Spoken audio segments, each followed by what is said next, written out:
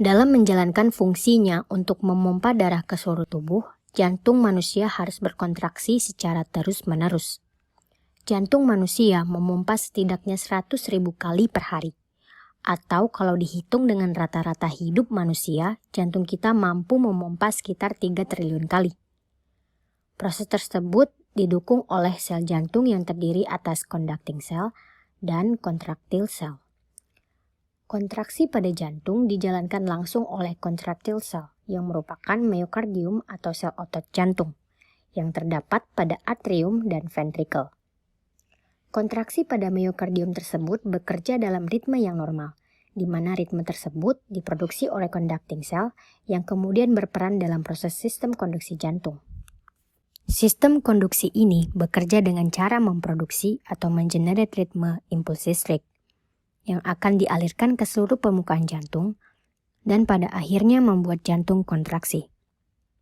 Kemampuan dalam memproduksi impuls tersebut disebut sebagai sifat automaticity atau suatu sifat yang mampu menginisiasi impuls listriknya sendiri.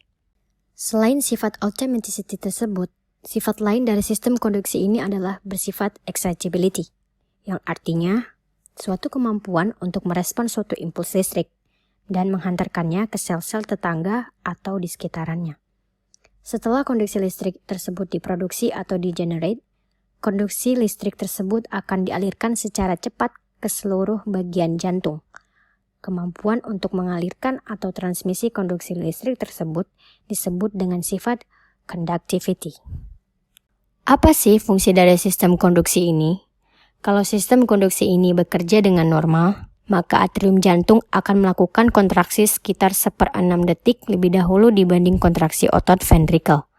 Yang artinya, sebelum ventricle melakukan kontraksi untuk memompa darah ke tubuh, sistem konduksi ini memastikan terlebih dahulu agar kontraksi atrium terjadi lebih awal untuk mengirim darah ke ventricle. Selain itu, dengan adanya sistem konduksi ini juga akan menyebabkan semua komponen dari kedua atrium atau kedua ventricle berkontraksi secara simultan atau bersama-sama, dan agar tekanan dari jantung yang dihasilkan lebih efektif.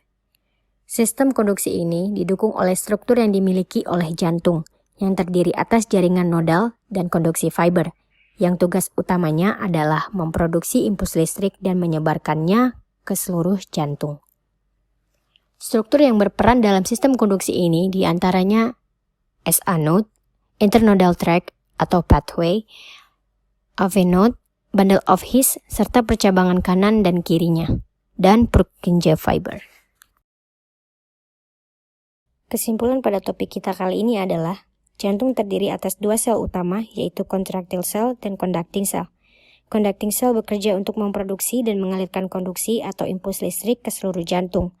Lalu kemudian, contractile cell bekerja untuk menghasilkan kontraksi pada jantung, yang dihasilkan dari impuls listrik yang diberikan oleh conducting cell.